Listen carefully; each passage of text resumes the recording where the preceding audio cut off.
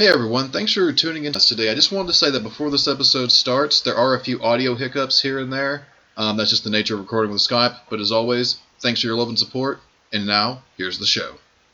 Welcome to Practically Nothing, where practically nothing happens and our opinions don't count. This is going to be a podcast of epic proportions because today we're talking about the 25, no, not really 25, but we're going to take 25 of the greatest WrestleMania matches in our opinion and whittle them down to the top 5. I am not the host, Dr. Bodyguard, and I'm here to introduce the real host, Plan Ordo. Yes, it's me. It's that guy that cannot do an intro to save his life. That's me. I'm Plan Ordo. As I said, we're going to be counting down from a list of 25 our top WrestleMania matches, and today we have 2 additional people you've not heard on here before. And so I would like to introduce him first. It's someone who we've been kind of hyping up since the beginning, and he hasn't been on because, various things. He is the third man, but I don't know whose side he is on. Sled, tell him who you are. Hey, I'm Sled. Get ready to live. I've been associated with these fellows for probably over the last decade. I am very much into wrestling. Wrestling is what brought us together. So here we are, about to talk about wrestling. That's my intro. Move on. And last, we have someone here who I like to consider our sixth ranger. The man we need when we can't depict on anybody else. Depict? No, depend on anyone else. That's my good friend, Jimmy. Hey, I'm Jimmy. I have been watching wrestling nonstop for about 13 years. There was a small period in like 98 where I watched a bunch of a little bit of WCW, but really only for Goldberg. It was just someone my dad really enjoyed. It's just kind of something I picked up on, but that I didn't watch for like 6 years. And then ever since I watched it in 2004, which I think the first episode of SmackDown that I watched, which was my real big show.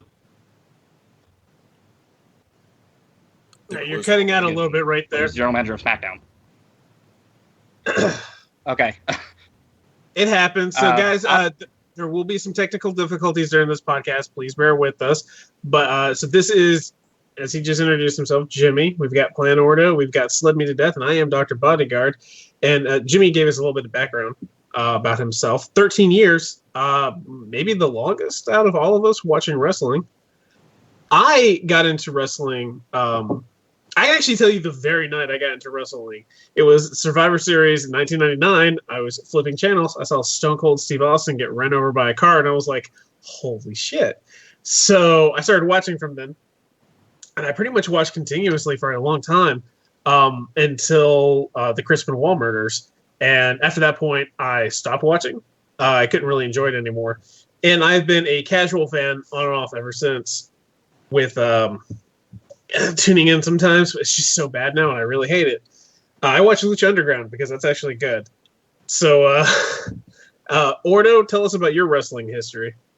My wrestling history actually starts not with me watching it, but actually starts with my grandmother who would always watch it, and because she always watched it, I lived with her until she passed away in '94, and like she had this desk she would sit at, which I'm sitting at right now. Funnily enough, I still have this thing. But she would watch it, and she cheered for all the good guys. Her absolute favorite was Dusty Rhodes, and she liked Bret Hart, and I liked all those people too. And ever since then, I've been watching. It's pretty much the same as yours, Bodyguard. Stopped watching in 2007 after the Benoit stuff happened because it took me so far out of it. But now I watch on and off. I've also recently started watching Lucha Underground. Sometimes I look at some of that Japanese stuff from New Japan that pops up in my Twitter feed occasionally. That's pretty much it. Sled, you have a more intimate knowledge of wrestling because you are the owner of the book. Tell us about it. God, you're bringing the book into this? Tell me about the book. Let's not bring the book into this. We need to know about the book written by Wayne Gretzky and Bret Hart. It's a myth. It's a myth. Myth. Don't listen to his lies. Anyways, my history of wrestling is a very long one. I've always been into wrestling since I was a kid. like my brother came along with like a little tiny weird toy of the Ultimate Warrior, which had like a rubber stamp on the bottom of it. I can't explain it, but yeah, I kind of casually watched. Then the Attitude Era began with watching Stone Cold Steve Austin and The Rock starting to really become big, and everything was starting to become funny and cool. Then I read Mick Foley's book on a recommendation from a friend, and I just absolutely loved the guy's attitude and everything. People can't see it, but Ordo just held up a note reading "We will find out." He's talking about the book of Canadian secrets. That doesn't exist. It exists. But yeah, I've been casual on and off fan for several years. I was watching pretty religiously up until, like everybody else, the Benoit incident occurred. Then I really just kind of fell by the wayside, just checking in on it from then on. Like, I've still kind of been into it, but kind of not really. It's been weird. But yeah, that's where I'm sitting right now. I think the only thing I can say, as far as mainstream wrestling, which right now is only the WWE, I watch WrestleMania because Kirk makes me watch it, and you guys want to watch it and stuff. And quite frankly, I'm very upset every time you guys make me do, because it just hurts to watch bad storytelling and less than graceful matches. And I'm sorry, the last WrestleMania I saw was just one of the most pathetic things I'd ever seen. Just because that ending was just so bad. It was done so badly. Production-wise, I mean, production-wise, WrestleMania is always really big and grand and spectacular. It's the granddaddy of them all. But for wrestling, for me right now, the reason why I watch Lucha Underground is because it's so batshit crazy, and there's a dragon, and I'm like, oh my god, he's not just dressed like a dragon, they're saying he is a dragon. I'm in. And it's got the Aztec tribes and everything. The matches are really incredible. Like, they let these guys take chances. It doesn't look unsafe though, like say in some of the indie wrestling, like Combat Zone Wrestling, or some of the stuff we've seen out of the other indies. Like, the worst thing I've ever seen is when someone took a weed whacker to the abdomen. That was dumb. Oh, God, please don't. Apparently that guy died from infection. Oof. I remember seeing that. That was so stupid. No. Like, I think there was a program like World's...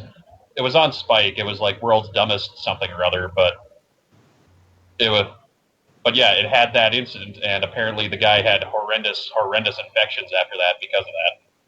Well, I mean, yeah. It might have been on 1,000 Ways to Die. That would probably be 1,000 Ways to Die. Darwin Awards. Yeah. Yep. So, I mean, for me, I also remember you guys convinced me to buy a wrestling video game a couple years ago, and it was really bad, and I got really upset at you, too. It's like, stop making me do this stuff. That was supposed to return it to form. That was supposed to fix everything. I think a good thing to mention here is that we actually all became friends because of professional wrestling. We all used to troll the GameFAQs Pro Wrestling board. It's infamous. It's awful. Cesspool.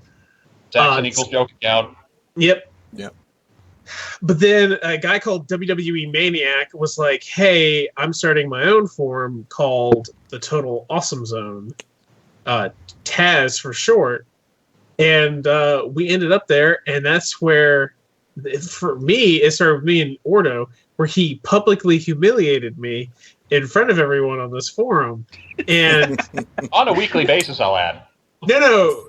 I'm talking about a specific incident where he backtracked my photo image account or whatever and posted a video of me dancing to, I think, Hey Ya by Andre 5000 or 3000.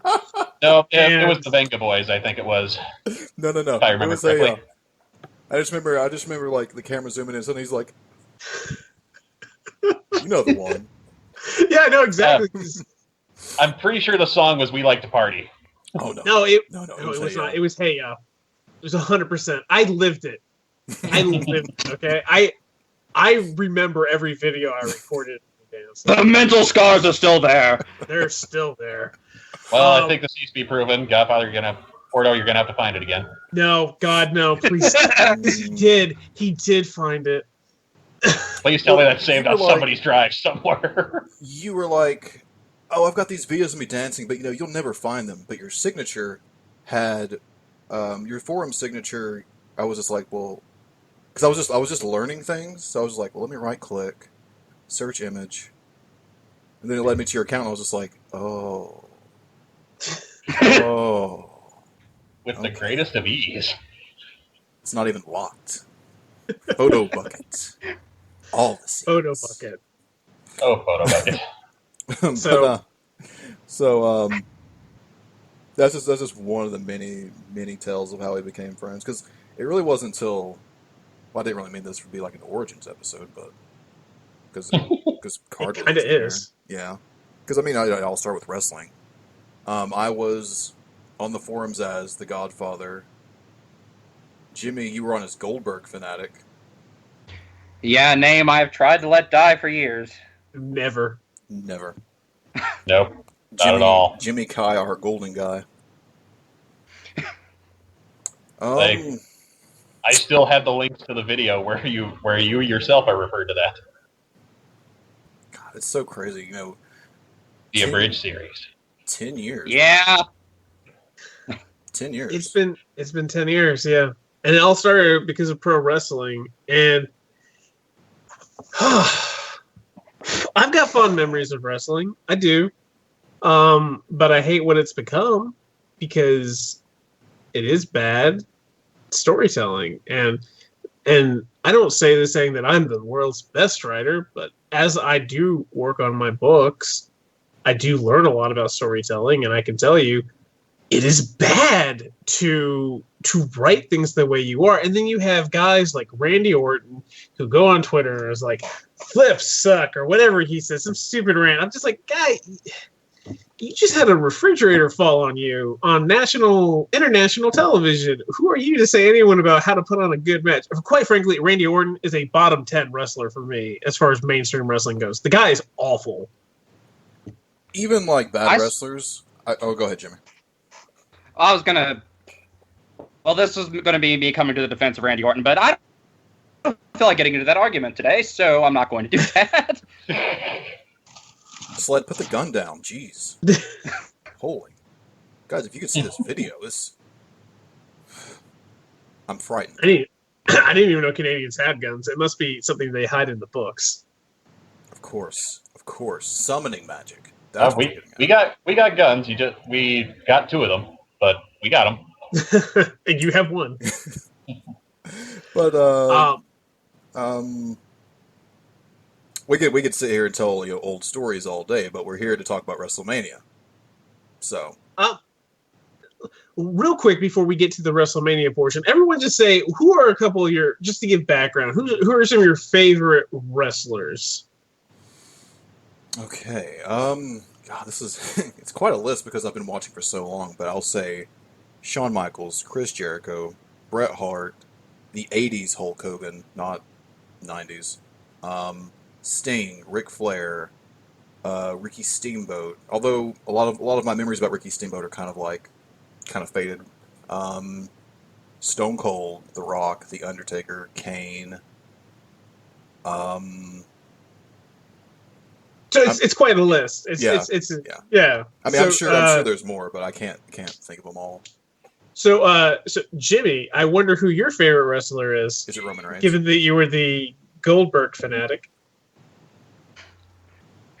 Anyway. Uh-huh. I can practically hear the theme music. I wouldn't put Goldberg in my top 5. I would say that was more of a nostalgia thing. So I'd say top 20 of all time, but I wouldn't say in the top 5 or anything. But it's just kind of. But you were a fanatic. Okay. It was a nostalgia thing, and it was just a nickname that kind of carried on.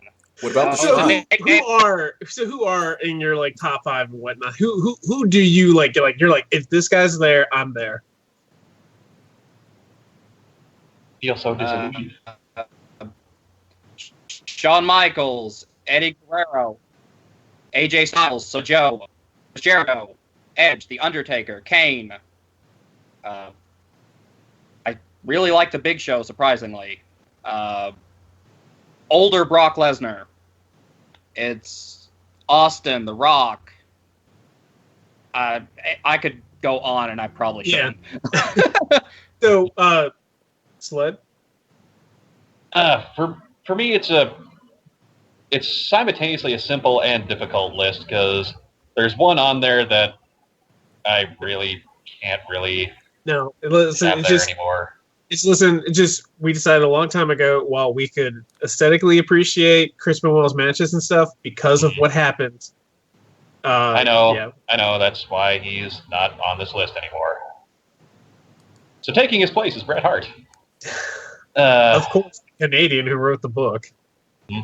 Like Bret Hart, Jericho, Mick Foley. Mick Foley is probably the number one. I'm not listing these in a particular order because, it's Mick Foley. But Stone Cold.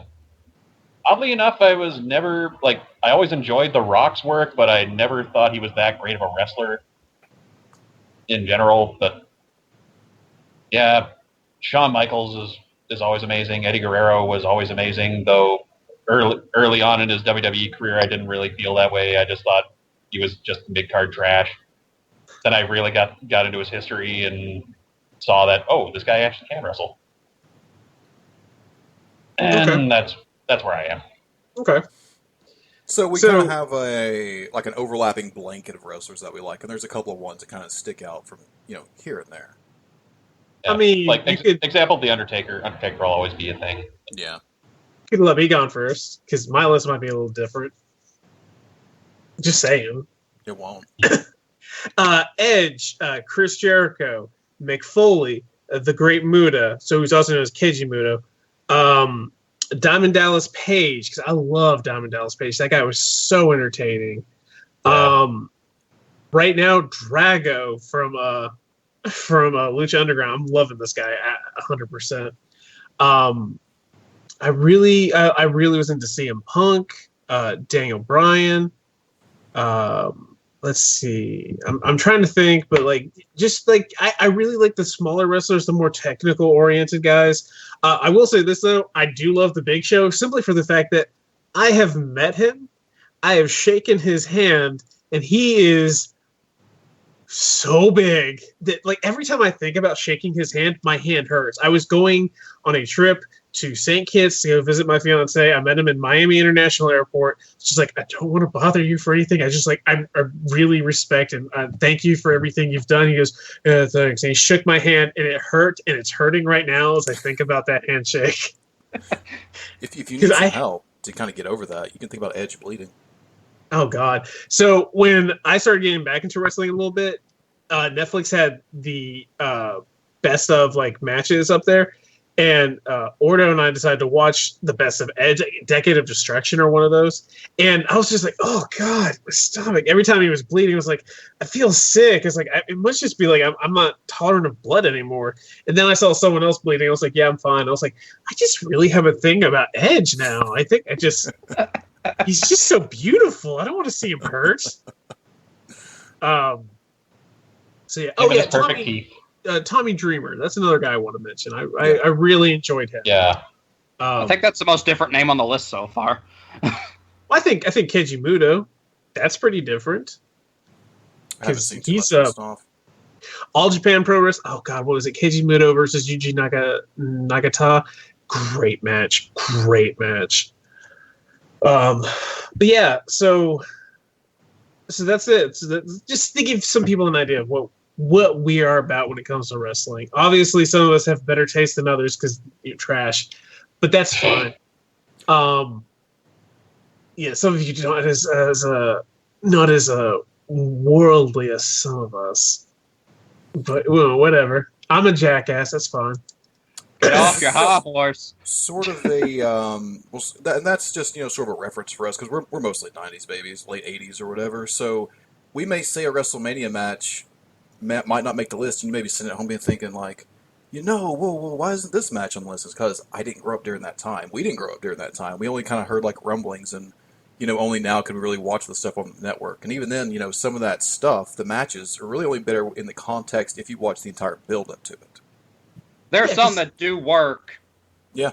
Without the context, some that don't. It just kind of depends. Yeah, it's like back then, you'd have a match would be built up for over maybe 2 years or even longer. Than nowadays, where it's like you have 2 weeks to build up this feud, and it's got to be you hate this guy more than anyone you've ever hated in your life. So, I mean, things have changed. It's changed dramatically as entertainment has changed and technology and everything. But first, let's take us in. Let's take us in, Ordo, to the greatest WrestleMania matches. And we have a list of 25 here, and we're not going to read them off. If you guys need like a couple reminders or something, we'll try and throw that in there. Ordo, if you could, can you edit those reminders out if we need to, just to keep the flow going? Yeah, I can edit anything audio. So we're looking at we put together a top 25 list. We're going to talk about the top 5, not of ourselves, because it's and we don't want to just keep doing a top 5 every week. We're going to debate this, and I'm going to put this aside. It's on here. It's on the list. It's not going to make the list because of the circumstances. Triple H versus Shawn Michaels versus Chris Benoit at WrestleMania 20 was the greatest triple threat match I've ever seen in my life. It had the emotion. It had the story going for it. It had one of the best endings ever. But because of the circumstances, in good conscience, Ordo and I decided we cannot allow that match to be on the list itself. We recognize its body of work. We recognize the build and everything that's epic around that match. But as the bodyguard said, we cannot, in good faith, put that on there. So, anyone want to say anything about that match before we move on to the actual list? I still really enjoy the match. Like, I have no issue separating Chris Benoit, the wrestler, from Chris Benoit, the person. And that's fair. Plus, knowing the circumstances of Chris's brain condition, I'm not as harsh on it, although I still am harsh on it, I guess, if that makes sense. But like I said, I could completely understand not putting it on the list, but I still can watch Chris Benoit matches. I still really like this match. I mean, I can still watch them as well. I don't have that much of a problem. And I 100% work in psychology, 100% understand the circumstances. I totally get it. But it's too horrific. And at the time, it hurt so much. It really killed wrestling for me. So that was the part that's like the closest thing that actually caused me to never missing an episode to I have no issues missing a few episodes here and there. Yeah. Yeah, and it was especially hard for me because that man was my hero. I followed everything he did for a very long period of time. Like, he was the thing for me. And like was said already, that's a fantastic match. Everything just kind of came together right for it. I can still enjoy it because it is that good of a match. What really makes it, though, that nobody really acknowledges is the post match. After the match, where he's celebrating the ring, and Eddie comes out of nowhere with his belt, and they share that big hug in the ring and everything. It's a beautiful moment, marred by what happened. I'm getting chills. I'm getting chills thinking about it because apparently that was unscripted. That was unscripted. Nice. Apparently, that's just what I've heard, but I can't say for sure. Yeah. But God, it's really hard looking back on like the whole Benoit thing, especially as it's coming up in a few months, the 10-year anniversary. Yeah. And but I don't think I could justify it being on the list even without us saying that it's not going to be on there. Okay. That's fair. So I could not justify being on any list. Yeah. It's now the one thing I want to bring up, I think we all have our idea for what number 1 is. Probably some crossover here. I know Ordo knows my number 1, and I know his number 1, just because we've been friends for so long. I'm not quite sure about you guys. I really want to put this out here. Like, do you have some honorable mentions from this list that we know aren't going to make the list, but we just want to put it out there? It's like, but this was fun for what it was, or whatever. Anyone? Yeah, WrestleMania 16's Hardcore Battle Royal. It's goofy fun. I was about to say that. Like, it's not great, but it's fun. Like, it's totally ridiculous with them going all over the friggin' Anaheim pond. Oh, all the hits that Thrasher took. Oh, God. I think in the spirit of that, WrestleMania 17's hardcore triple threat match with Big Show, Kane, and Raven, where Raven got ran over by a golf cart. Didn't he have thrown through a window. And then Kane does that leg drop off the side of the stage to both of them and doesn't even come anywhere remotely close to the two of them. Oh, yep. And he won with that. Clearly, it was the aftershock from him landing that caused the pain, I guess. Well, definitely. You see the wind. No, don't. We're not doing that. Just drop that. I think another honorable mention to put out there is this year's Brock Lesnar versus Goldberg. Not because it was great, but it was really awesome just seeing these two titans just doing power moves to each other, the spears and the German suplexes and the jackhammers and the F5s. And, actually doing them rather than the friggin' sissy push match that they did the first time around to WrestleMania 20. Yeah, I think that, because that's just fun. It was just like, hey, you know what? I'm 100% okay with people just trading signatures back and forth. I honestly don't think WrestleMania 20 was as bad as everyone says it is. If you trim out the 10-minute power Dragon Ball Z power struggle, it's not awful. It's not good. It's not awful. If you take that out, then there's only 2 minutes of match. But those 2 minutes... Like I said, it's not good, but it's not awful. Yeah, that's a fair point. It's like it's one of those things where the crowd really does add to the match as well. Like with WrestleMania 18, Rock. I mean, the fact that they both knew that they were leaving. Yeah. Yeah, the crowd absolutely tore that match apart, and that does add to the fun. Even Stone Cold Steve Austin sitting there being special guest referee is just sitting there like, I don't want to be here anymore. Yeah. Like, you see several clips of him looking at them both, waving his hands like, you guys gonna fight? Like, I'm waiting. All right, so let's get on to that list, though. Are there any on the list that we would consider honorable mentions that we may want to eliminate early? That was the Lesnar Goldberg. Okay. That was me eliminating that one.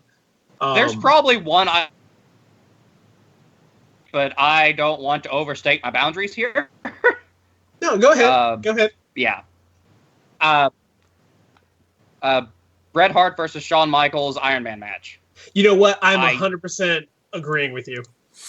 I really do not like this match with the exception of, like, the overtime part, because this is the one match that I never got the hype behind, because a lot of it really seems to be Shawn spends a good hour or so, I might be over-exaggerating this, working Bret's leg, and then Bret just chooses to not sell it the entire match.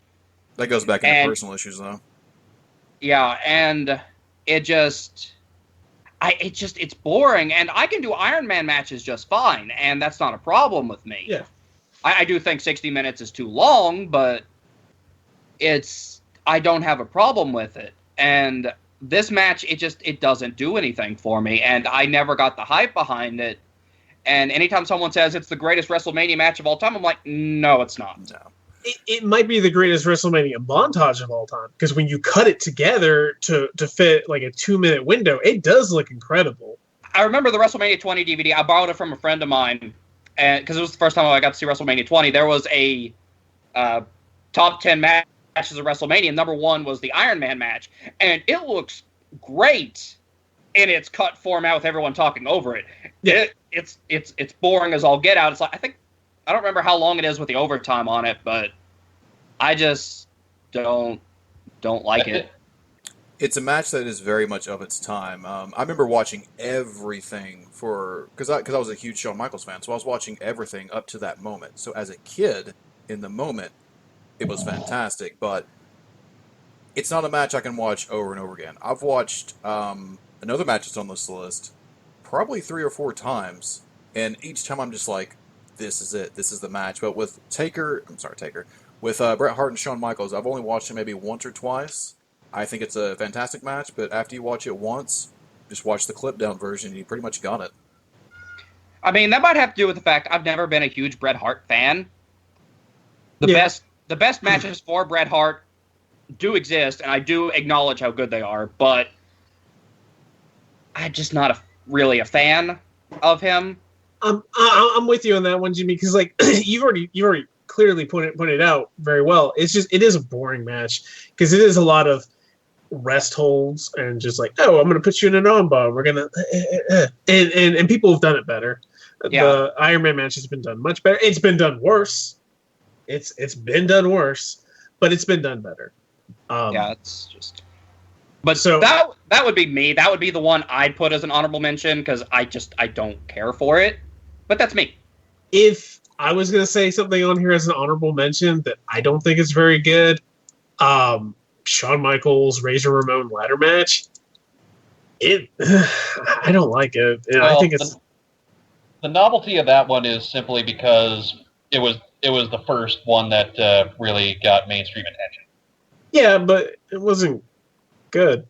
For me though, it goes back to like what we were talking about before, and even with the Shawn Michaels Brett match, in that it's in the context of the build. Shawn Michaels was the popular babyface, or he may have been heel at the time or whatever, but he was the Intercontinental Champion. He gets injured, but he never loses the championship. While he's gone, they have a tournament or something.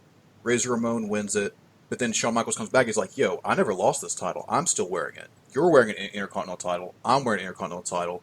We're going to find out who the real Intercontinental Champion is." And I think it's good. Honorable mention, I can see it getting bumped to that because, well, I suggested this match because we have a couple other matches on here, and I feel like that match laid sort of the groundwork for what was to come much later on. Yeah, one thing I'll mention back to what I was saying before, like it being the first one. Because it was the first one, it's going to be a little rough when it comes to working with ladders and that sort of thing. It's not like they're the Hardys who came later and looked at all that like, yeah, we can do this with that. We can do this with that. It was just like, well, what can we do with this? Well, that's the thing. If you innovated it, sure, that's great. But if someone's like, I've done it so much better than them, I don't think it really deserves to be put over something else that's been done better just because it was innovative. And going into that, I want to nominate my number 5 guys. I think number 5, TLC 2, WrestleMania 17, the Hardy Boys versus Edge and Christian versus the Dudleys. I thought that it holds up. You've got that spear still to Jeff Hardy where he slams into the ground. Edge hurts himself, which would nag him for the rest of his career. I think that's a great number 5. It's again, a lot of our matches are one-on-one matches, but this is one of the few multi-man matches that's actually on here. And I said a second ago about building the groundwork. There's another match that's on this list that's also that, and that's the Triangle Ladder match from 16. 16. Yeah. 16. So it's like WrestleMania 1000 technically. Well, yeah, but, and that kind of laid the groundwork for TLC too. But you can't really mention that without mentioning the Triangle Ladder match. But I personally feel why the Triangle Ladder match should be bumped to an honorable mention is because I feel like Edge and Christian versus the Hardys at No Mercy 99 was a much better match. To an it was, but on the No Mercy 99. Say that again, Jimmy. You cut out there. But I can see where you're coming from. Jimmy, could you say that again? I would disagree with the No Mercy match. I think we may be losing them. I think we're having some connection issues there.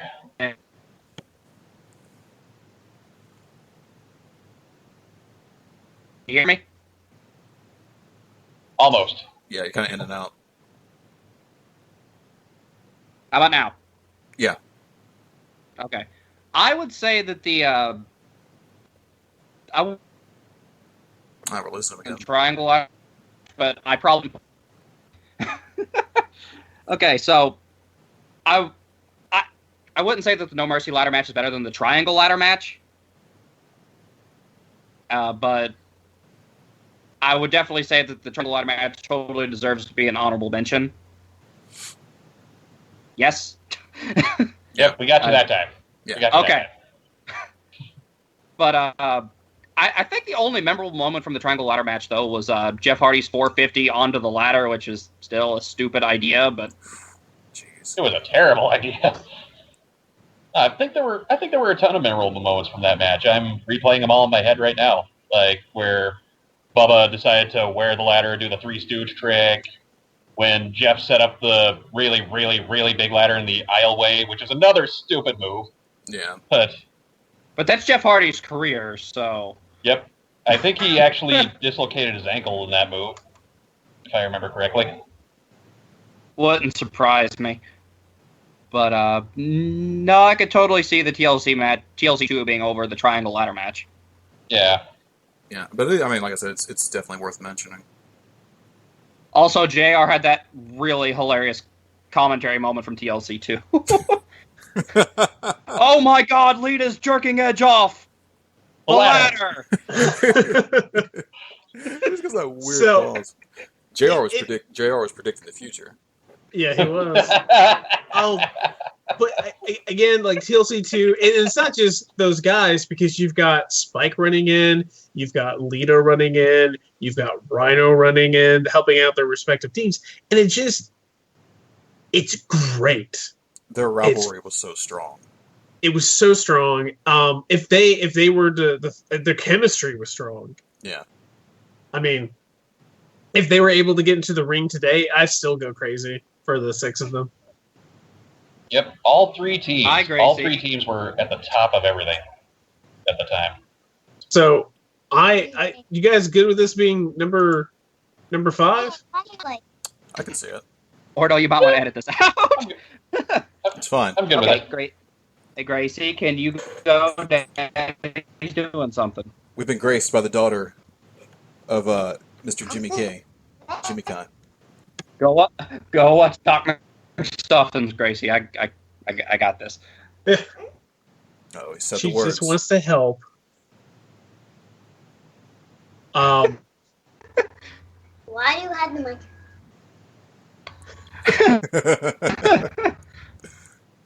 Go, baby. Okay. So, number 4. Anyone got any ideas? Number 4. Batista Undertaker. That's a good one. We watched that on the one of the Undertaker DVDs, and on Netflix, and it was really good. But I'll counter that with another Undertaker match. Yeah, I gotta open this again. I accidentally closed it out. Okay. Undertaker versus Triple H, WrestleMania 17. Mike Chioda takes the ref bump, stays down. Mike Chioda has a condition. If you want to say so. Yeah, barely bop him on the head. And yet, even with his condition, it's Tim White that ends up getting fired. Yeah.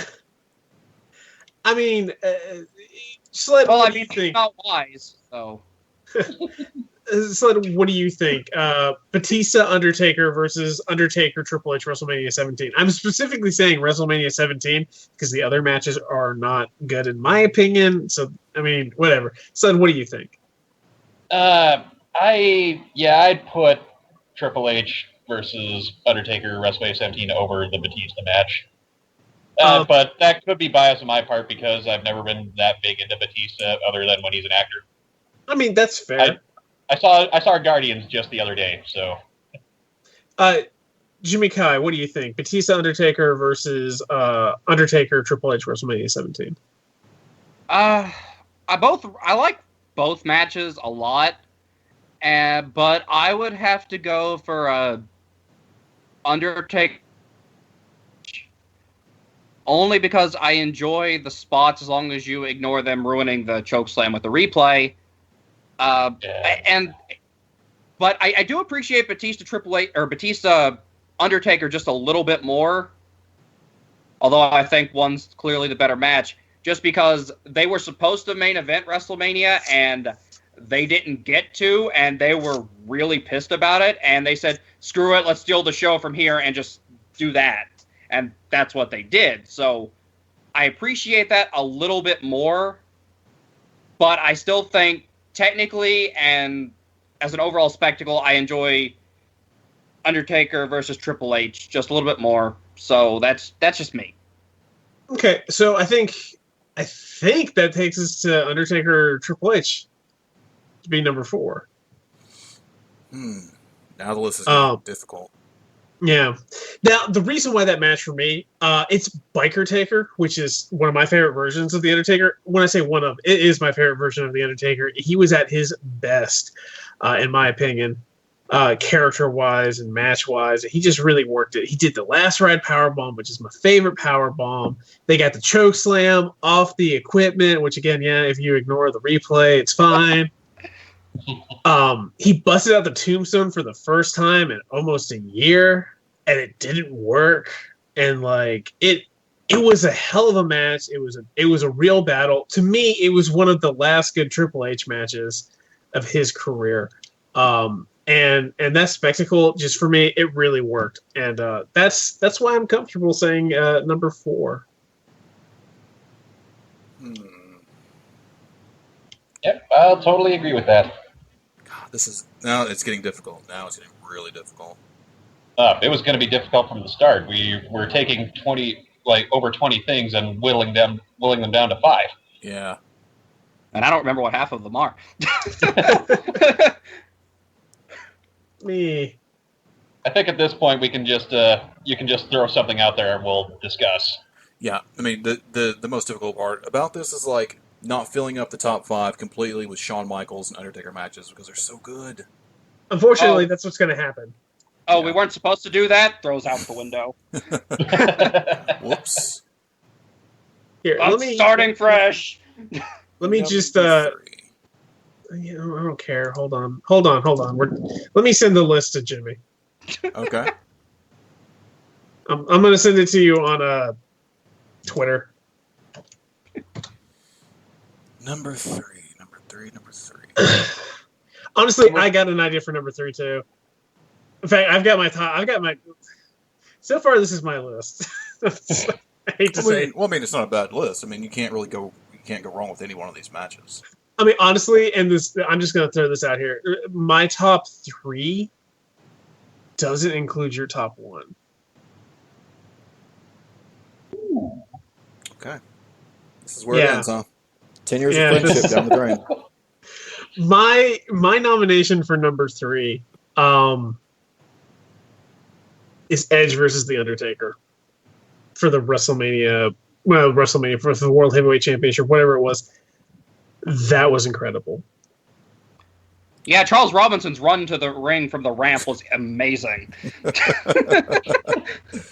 It was technically it wasn't really. I don't think it was actually built up as it, but it really was a streak versus streak match. Edge at this point was like 4 or 5-0 at WrestleMania, and of course Undertaker had his legendary streak that never ended at all.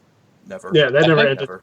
I think they made passing reference to Edge having a streak at the time. Like, I can't remember who was on commentary team, Cole or King or somebody just like mentioned it very briefly. Like, oh, Edge has never lost at WrestleMania either. I think they had to say he'd never been pinned because he had lost at WrestleMania before that. Because the WrestleMania right before that, they had him stretchered out of the ladder match after Jeff Hardy took him out. So technically, he wasn't undefeated. Oh yeah, that was right. But to be injured and taken out of a match doesn't really count. It's the same as being pinned or submitted. Because I'm an Edge defender. I will defend my pretty boy man. My man candy.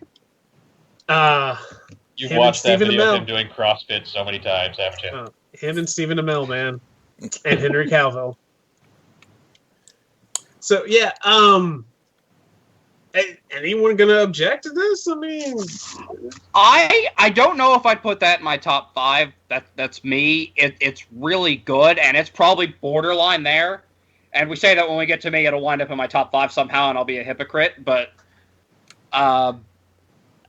no, I honestly think it's really that good and worthy of being in the top 5. I don't know for sure if it's in mine, because I'm a last-minute addition, haven't really made a list out yet. So, Well, looking at what I sent you, what do you think?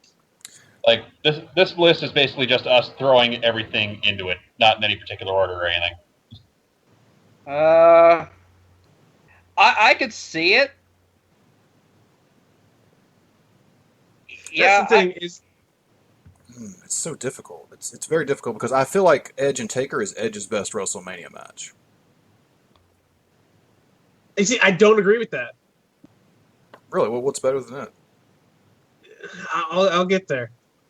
It's going to be what his number one is. I know what it is. That's my number two. Okay. I think me and Bodyguard have had this conversation before. I'm not 100% sure, but I pretty much know what it is at this point. Oh. Just by looking at the list, I know what it is at this point. So, I mean, are you guys saying? Can we say this is number 3? Is no one going to object here? Well, I know, I don't object to this being number 3. I just know that if it is number 3, number 2 is going to be the hardest one that we pick. Number 2 is going to be I think number 1 is going to be the fight. Yeah. Yeah, I'd say number 1 is probably going to be the fight, but I could definitely say that this would not be my personal number 3. What would you put it at number 3 then? Using this list, though. Using this list, I don't know how this is going to go over, but I would put Becky versus Charlotte versus Sasha Banks as my number 3.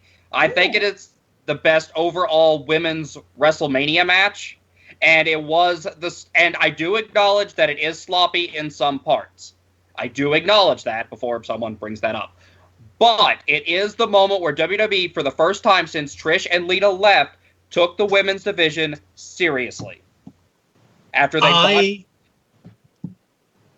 I can't comment because I haven't seen it. Yeah. But for me, it's more on an importance factor. Yeah. And I still really like the match. I do acknowledge that it's sloppy in the beginning. And I do acknowledge that there are better women's matches that came after it. But for me, this is the most important women's match and a turning point in how WWE marketed the women's division going forward.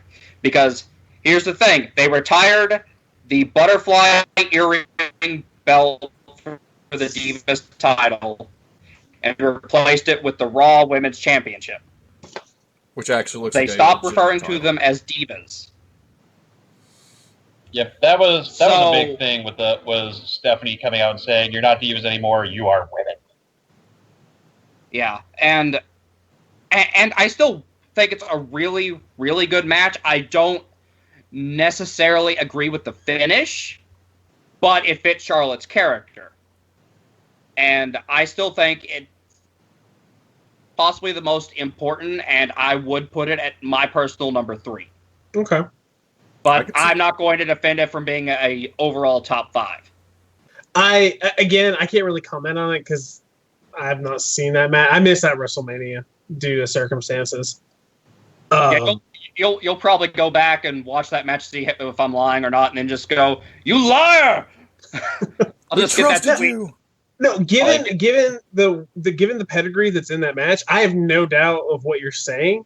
That is great, and obviously its historical importance is already there. It's on the page. I just don't think it could be on the top 5 just because we don't have enough. I think, Ordo, weren't you saying that you haven't seen it? I haven't seen it either, but if you look at our list, there are no women's matches on here other than, did we put Mickey Trish on here? Yeah, we put Mickey Trish on here. But even then, Trish was already established. She was that her last WrestleMania match? No, it was. Oh no, WrestleMania 27 happened. Sorry, I forgot. That was the match where Snooki match. That was the one where Snooki happened. Yeah, but that's a throwaway match. That was the one where John Morrison kind of destroyed his WWE career, but it worked out for him. So it just kind of Boone the Bounty Hunter. For everything that John Morrison and Melina did for that, I will say I feel bad for friggin' Snooki. And it's just weird for me to say that because I hate the Jersey Shore. But I feel bad that she was promised this moment to do a WrestleMania thing and then having to be in the middle of that bullcrap. I feel bad for Snooki is a sentence I never thought I'd hear from anyone ever. I never thought I'd ever say it. But yeah. I feel dirty. I need a shower. I look at this list, and that's really the only women's match on here, other than the aforementioned Mickey and Trish. But even then, did Mickey lose? No, Mickey won that. Okay. Yeah, she won that. But Mickey won because she crotched Trish and then kicked her in the head. So it just kind of, yeah. So I would. Among other things. Your fight is impassioned for this triple threat match, and I will get behind you, Jimmy. Yeah, I don't know if I could keep it as the overall top 3, but my personal top 3, I would put it there, and I could at least fight for this being in a top 10 or something, but I don't know if I could fight for it to be in a top 3 successfully, or the top 5 successfully. It's hard because I'm still looking at some of the matches that we haven't even mentioned yet, and it's just like, are we thinking about build-up and match quality versus, like, significance to the overall brand? I think it's difficult. Significance is important enough, but like I said, I don't know if I could fight for it successfully to be in the top 5. But as my own personal, it'd be in my top 5. So I think it's fair. You've made the argument. You've won over the critics. We will put number 3 as what was it? Becky Lynch versus Charlotte versus Sasha Banks. Because of its significance and what it meant. And it kind of goes to the whole, because I remember on Twitter, give Divas a chance, the Divas Revolution, Women Revolution, whatever, and it all culminated in that. And now the women from going forward, because of the significance of that match, the women are taken seriously. They've main evented pay-per-views, just basically because everything that came after that because of this match. And Asuka has become Japanese Goldberg on NXT, and Alexa Bliss has taken over both Raw and SmackDown. And my heart. She set history. Yeah, it's definitely something worth noting, and I think Jimmy, I haven't seen it. I will check it out at some point. I don't have the network right now because I hate the WWE, but next year when I get it for WrestleMania, I'll check it out. Right. So that's number 3. My Edge and Undertaker has been eliminated. That's fine. Edge will be okay. Charles Robinson's run-in will live on in our hearts. My number 2 then. You guys already know it. It's the hardcore match between Mick Foley and Edge. That match is glorious. Yes, won't argue. Yes, but here's the thing, though. There's one that I know that can battle with that match, but not be number 1. Shawn Michaels versus Ric Flair, the retirement match. I don't like it. I haven't seen it. I really like the match, but I don't think I could put it in my top 10, but I do agree that it's an important match. It's an important match. I don't think it belongs on this list, though. It's the story that built up to it and the ending that it had that really sells the match more than anything else. Honestly, I got into an argument with someone when I still did editing when he considered it to be one of the best matches ever, and I was like, I like it. I don't know if I'd put it as one of the best matches ever, and it is important, but I'd say Kurt Angle versus Shawn Michaels is a better match than that. But it just kind of depends, because it is an important match story-wise and legacy-wise. And then Ric Flair threw it away and wrestled in TNA like 2 years later. But still, not the point. Not even 2 years later. Yeah, I was about to say, I don't think it was 2 years. It was like months later, if I remember right. I'm being generous. But I'm rounding up. To go back to the original match, guys, Mick Foley versus Edge in that hardcore match, that's when Edge really showed himself to, as a singles wrestler to me, that, he's willing to go that extra mile. At the end of the match, he's shaking. He's in shock. Right? He's just got a face full of fire. He's got thumbtacks in him. I mean, it's great. Yeah, I believe this actually, I think, was a post by you, Jimmy, on the old forum we used to run around on. I think you were saying that you were watching that match and your dad came in the room and pointed out how in shock he was. Oh no, I don't think my dad's seen that match. It was probably a different match. My dad my dad likes wrestling, but he's really bad about doing the whole pointing out what's fake and what's not thing. But every time there's a thumbtack spot, he doesn't handle it well. Like you can literally watch him cringe like this. No one listening to this can see this, but it's just like that. Yeah. And because I don't think he saw that, but the one match that I know that he did see with the thumbtacks was Orton versus Foley, where Orton took the most painful looking thumbtack spot ever. Yep, that's a match for another list, but I will maintain that's an excellent match. But yeah, different story. I just wanted to clarify that. Yeah. I try not to show my dad wrestling. Edge versus McFoley was excellent. It was better than it had any right to be, because you think about, it's Foley. He's coming back again to do another hardcore match with a young upcoming guy. Oh, great. And then it just, like, completely blows your expectations out of the water. Like, yeah, you say that, but I look forward to when he does those matches, because he ends up elevating whoever he's with when he does those. Yeah, but I'm just talking about the general feel for that match was just like, it's going to be a thing. It's current WWE. It's not going to be any good. It's not going to be that hardcore. And then it was. But yeah, go on, Jimmy. Go on. Oh, but I remember the build-up was Edge kept reminding Foley, "You've never had a WrestleMania moment. Every WrestleMania, you have come and failed, time and time again." And then Foley wanted it, and then Foley brought out Cactus Jack, which is something we hadn't seen in years. And I mean, he didn't go full on Cactus Jack in name, but attitude-wise, he was basically Cactus Jack. And I think surprisingly, one of the moment that first made me go like, "Holy crap!" was when Edge like hit the spear on Foley, and Foley was not unfazed, but Edge is like suddenly in pain from the spear, and you're like, did he hurt himself on his shoulder, whatever? And then Foley removes his outer flannel shirt, which is a weird sentence now that I said it, and revealed his red flannel and the fact that he wrapped barbed wire around his stomach when Edge speared him, so Edge got a shoulder full of barbed wire, and everything about that was just an incredible moment to behold. Yeah, like the entire outlook of that match changed in that moment.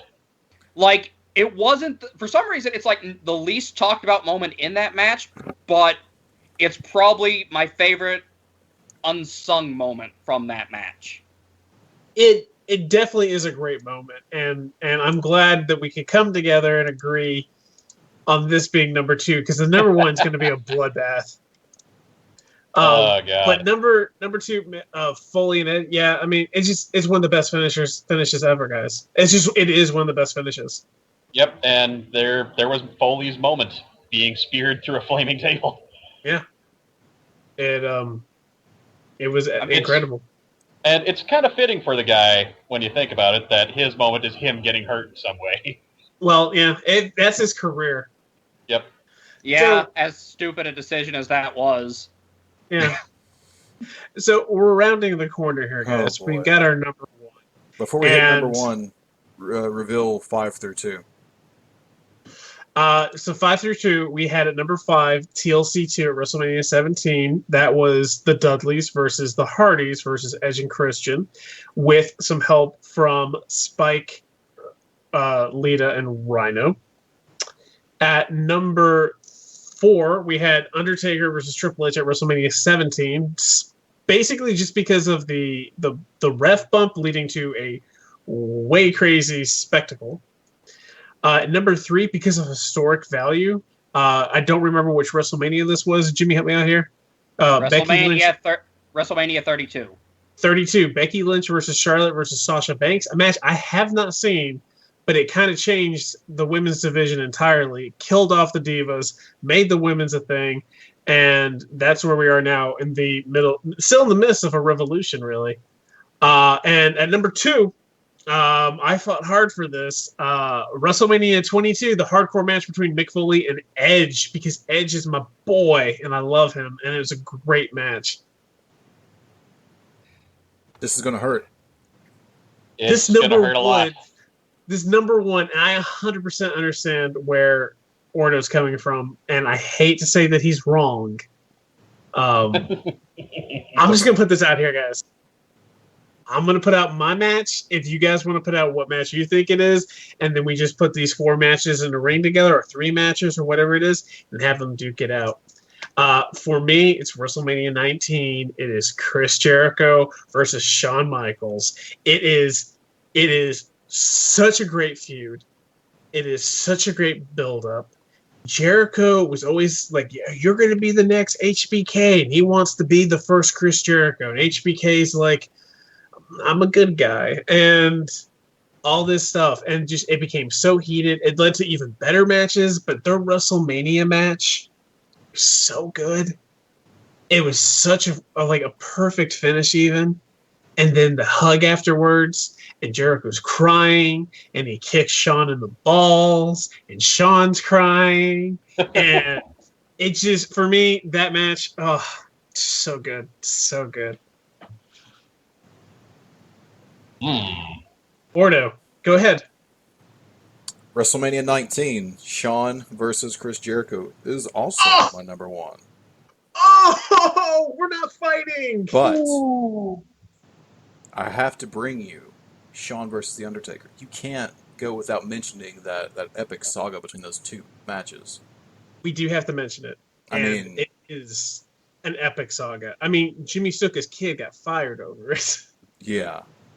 The build-up for that. You know, Shawn, like, I think on that SmackDown before it, you know how Undertaker comes out with the darkness, the cloak and the hat and all that? Well, Shawn had done an entrance on SmackDown like that, with white-robed figures, and himself wearing, like, a white coat and all that good stuff. Yes, I remember that so well. He also came out to it at WrestleMania. But the quality of that match, their first match is better than their second match. I think the second match has, like, a much more emotional story behind it. And the second match was basically finisher spam. Yeah, I mean, if we're going to be honest, yeah, but it had the story to support it. If it was any other match with the Undertaker and it was just finisher spam, it wouldn't work. But you had Shawn's retirement on the line. I was there in the crowd, on one of those Raws when Shawn Michaels. It was before the Royal Rumble of that year. Shawn Michaels and Undertaker were face to face in the ring. I was there in Knoxville, Tennessee, in that moment, watching them, and I was shaking. The only thing Undertaker come out did is he told Shawn Michaels no, and he left. But still, you could just feel the electricity from that match. And it's hard for me to concede it to Shawn Michaels and Chris Jericho at WrestleMania 19, but Shawn Michaels was just coming back, and he was at the top of his game. Jericho, I mean, he's never really been at the top of his game, but on the flip side, he hasn't really had a great WrestleMania match up to that point. So Shawn Michaels is at his best. Jericho is at his best. And they actually went over on time. But man, I think about the build-up from the first Michaels Taker, and then the second Michaels Taker, the retirement, Shawn going away, never seeing him again. Until next year when he reffed the Triple H match. Yeah, he reffed the match, but he kept good on his, I'm not going to come back and wrestle anymore. Unlike most people. And it's bittersweet because I remember the video package they had for the second match. And they used the song called Running Up That Hill. And the video package they put together was just so perfect. But on the flip side of that, Shawn Michaels and Undertaker is Chris Jericho and Shawn Michaels is sort of the same thing. Because early on in Jericho's career, real life, he actually did want to be Shawn Michaels. He took pictures where he actually looked like Shawn Michaels, and they used those. So it was a little bit of real-life stuff mixed a little bit with that WWE fiction, and they interwove those together. But in the end, I have to give it to Jericho and Michaels. They were a much better match. All right. Sled, what do you say? Oh, boy, this is a really hard one to call, because made some excellent points for both matches, really. Even though you're siding with Michaels and Jericho, Michaels and Undertaker really, really, it's hard to beat in my mind because everything just came together right for those 2 matches. Mm-hmm. And I was going into this thinking, I'll throw the wrench into the gears on this one and say Stone Cold versus Rock at X7, but no, it doesn't compare to those ones because the match itself, while great, it is overshadowed by the even better twist at the end and the build up to it. With Mr. Man and all that, but Stone Cold and The Rock is so good too, and it's good because it's a fight. You know, but at the same time, you know, we had already seen Austin and Rock at WrestleMania 15, so we knew what we were kind of going to get. With Michaels and Taker, they hadn't been in the ring since. When did WrestleMania 25 take place? 2009. Yeah, so we hadn't seen Shawn and The Undertaker in the ring against each other since Bad Blood 1997. Royal Rumble 2007. One-on-one, though? Yep, and they were the final two of that Rumble match. They wrestled for a good fit. They wrestled for a good. They wrestled for a good 15 to 20 minutes by themselves. Really? I gotta go back and watch it. But in like a major build-up rivalry though, not with like a pinfall 1-2-3 type deal. We hadn't seen that in a long time. Yeah, that. But they technically did and they didn't at the same time. So it just kind of depends what your definition is. But they basically had a one-on-one match in the Rumble. I'm going to go back and watch that one with the WWE Network. So, okay, Jimmy, what will you say? Well,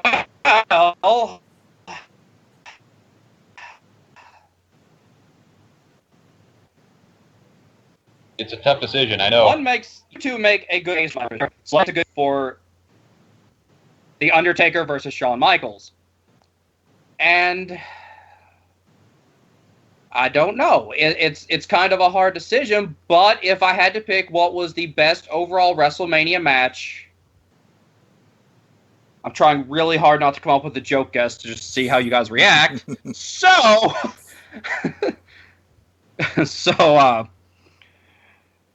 I gotta go with The Undertaker versus Shawn Michaels. So we're tied. And so it comes down to this. Basically, no one planned for a tie. So, Ordo, practically nothing is your baby.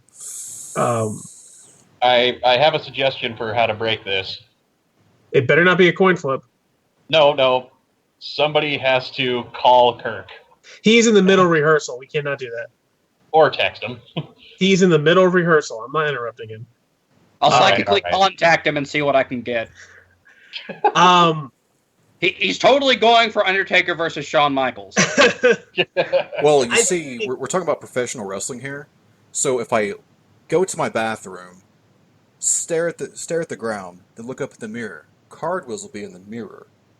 Yeah, that's how it works. Well, I thought if you say Cardwills 3 times, he shows up. No, it's like Undertaker. It's like Ultimate Warrior and Hogan. Where he can see it, the crowd can see it, and the announcers can see it, but Eric Bischoff can't see it. WCW, So ultimately, the four of us are not going to come to a consensus, I don't think, on this. But we need to. And since I run the podcast Twitter account, I'll ask the Twitter account how it feels. No, there must be a definitive Hold on, let me winner. check. Yeah, get this. I'm checking. Oh yeah, it says Shawn Michaels versus Chris Jericho, WrestleMania 19. That looks like hentai. Put your phone That's down. not hentai. That is Christopher Did Farnsworth. you find the hentai? Listen, if we'll have our hentai episode solo Brolo eventually. Okay, so don't worry. Nope. Tentacles. Nope. Anyways. The Blue Girl. It's very... I just feel like Undertaker versus Shawn Michaels has the better story. I disagree. I feel like the story between Chris Jericho versus Shawn Michaels, that boyhood idolizing versus the icon himself, and like, I don't want to be in your shadow anymore. And that's the thing about Chris Jericho. He's always in other people's shadow. They never really truly pulled the trigger on him to let him be the man at this point, because like he pins Triple H. Well, he gets reversed immediately. He has these epic matches night after night after night. He does whatever is asked of him, and he destroys his opponents in the ring on the microphone. And I get Undertaker Shawn Michaels because it's not just that match; it is the buildup over many years that brought us to that point. And Mr. WrestleMania himself, Shawn Michaels, I think he would say that match with the Undertaker, because it is technically like fantastic and everything. But Chris Jericho tried to climb the mountain to beat his own shadow, basically, to get himself out of that shadow, and he doesn't get it, and it hurts. And that moment when they're just both crying, and then Jericho, he's the heel, he sticks to his guns, kicks him between the legs and everything, and it's just like, you know what, that it kind of ruins the moment, but it makes it a different moment. And that continued onward. Like, Chris Jericho never would forgive Shawn Michaels. It wasn't one of those, oh, in 6 months we'll forget about this feud and we'll be tag team partners or whatever. Because they had that rematch years later. I mean, the circumstances are a little bit different, and they didn't really bring up the whole WrestleMania thing, but they still went out there and killed it, and you as the audience viewer are like, oh yeah, these guys already have a history. Yeah. Honestly, the reason why I can easily pick between the two is because Michaels and Jericho did the feud better in 2008. When Jericho debuted his suit-wearing, drop the Y2J gimmick, threw Shawn Michaels into the obscenely expensive Geritron 5000. Permanently messing up his eye. And Jericho just started talking slowly and using bigger words, saying he's the best in the world at what I do. Jericho and Michaels did it better in 2008. I'm not, they did it better, and that overshadows what they did at WrestleMania 19 to me. Now, I see your point, but if we're going to be talking about that, the two Undertaker matches, since we did put them together, I mean, you put 1 and 2 together, 2 is not close to 1 in my opinion. 1 is so much better from storytelling and technical and all that. So that's what brings it down a little bit in my opinion. Well, I'm only fighting for WrestleMania 25. Well, you have to play for the list, and the list says that they're together. Basically, I combine them because you can't really have one without the other. It's a saga. A cheat. Yeah, I'll interject real quick on that, and that it's not even 2 matches, it's 3, because that story still plays out in the Triple H match as well, with Michaels giving them both super kicks in the end. Yeah, but do you really want to put a Triple H thing, modern Triple H thing, on the list? Because I don't. Yeah, we're not going to do that. So didn't we already do that? No, that's before the injury. What was our number 5 list? You want me to go through the top 5 again? Oh wait, number 4. I mean, because number 5 was TLC. It was number 4. Would you concede to taking Triple H Taker off the list, having Michaels and Jericho at number 1, and then Undertaker Shawn Michaels saga number 2? Yeah, I'll do that. I'll throw Triple H under the bus. I don't care about that man. I think he's shit. I'm more than happy to do that. Because these are the Triple H Undertaker matches, good. But is it the spectacle? I don't know, man. His midlife crisis entrances give me life. Yeah. Yeah. The Terminator entrance. I think that's a fair thing. If we were going to remove something, removing Undertaker Triple H and then putting Shawn Michaels Undertaker at number 2, that's fair. And it's our podcast, so we can we can make up the rules as we go. I mean, I'll go with that. I can go with that point. So that means that number 5 is TLC 2. Number 4 is the Triple Threat Women's Match. Number 3 That's number 3. No, it's number 4 now because we're moving stuff. Oh, okay. So would number mean 3 is Foley versus Edge. Number 2 is Undertaker versus Michaels saga, and number 1 is Michaels Jericho. Okay. That sounds like a good list. Because I don't feel like we could do a top 5 without putting Shawn Michaels and The Undertaker in the list or on the list. Fair enough. And Triple H doesn't deserve to be there, honestly. Like, as we've come to this decision, I am a little sad that that Austin and Rock don't really make this list at all. I put that as a high number 6, but you also got to remember it's kind of overshadowed by the fact that the invasion angle that followed afterwards was really not good. So it just kind of started out good. I remember watching, and then all of a sudden Lance Storm comes out of nowhere, and I'm like, holy shit!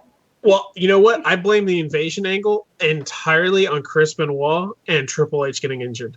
They wrecked it with their injuries because it threw everything out the window. Well, you could also throw the whole not being able to get the big WCW names for the invasion angle also didn't help, so we just randomly combined it with ECW, which really doesn't make any sense if you think about it for more than 5 seconds. Well, both Goldberg and Sting had the right idea in not getting involved in it because they would have made them look awful. Look what happened to DDP. But guys, this is a different topic. That's a different topic. So no, it's the same topic. Our top 5, I'm going to repeat it for everyone at home.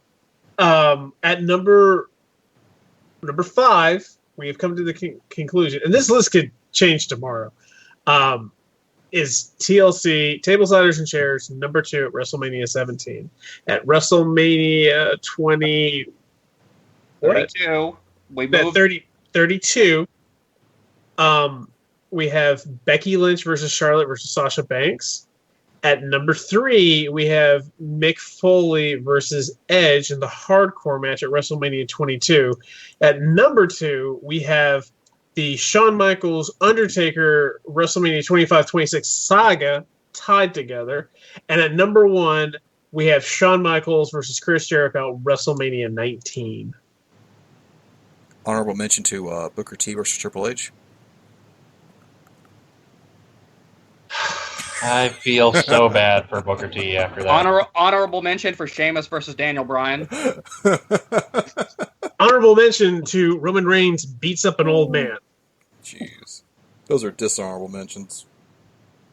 Okay. Honorable mention to Snooki and John Morrison and Trish Stratus versus the other 3 people I forgot about. And honorable mention to the Miller Catfight girls. Honorable mention to the 25th anniversary women's battle royal that Santino Marella won. Okay, wow. So all right, we're good. Let's wrap it up, everyone. If you want to, thank you for joining us. And if you want to follow me on social media, look for Dr. Bodyguard on Twitter and on Instagram. You can also follow us at what's the Twitter handle for this thing? Crack Podcast. PRACPODCAST. Yep, follow us there. Godfather Ordo and I run that. Sled. Yes. You can find me. Give us your contact info. You can find me on Twitter at SledMeToDeath. SledMetodeath. And that's pretty much the only place you can find me. I don't really do anything else. Other than things that I will not tell you to search because they don't exist. DeviantArt. That I have not touched in several years, thank you. In several years, but it does exist. Jimmy, where can we find you? You can find me. I don't think I've used my Instagram since I got divorced. But anyway, wow, this took a turn. I'm very lonely, guys. Anyway. Jimmy. But you can find me on Twitter at Jimmy Coons, JIMMYKOUNS. And lastly, you can hit me up at PlanOrdo, PLANORDO. And I will not spell Dr. Bodyguard for anyone because I won't. Thank you for joining us. Next time, the topic, I'm just going to put this out here right now. The topic is going to be about superheroes and comic books. I just made that decision without consulting with anyone. But I did it, and I'm proud of it. So thank you for joining us. It's a mutiny! Check out our previous episodes. If you have any questions or comments, please just let us know at our Twitter handle. I forget the email that we're using for this right now. Oh, no, it's my business email. We're definitely not giving that out. So just get us on Twitter if you want us to say anything, you want to make any comments. Thank you for those who have been listening to us. We truly appreciate it. Shout out to Ordo's aunt for saying that we are awesome. I really appreciate that. And maybe one day my wife will listen to this, but so far that's not happened. Also, shout out to my daughter Gracie for joining us in the podcast for 5 seconds. Yes, thank you, Gracie. We appreciate that. The best. Special guest, Gracie. I think that ties it up for us, guys. All right.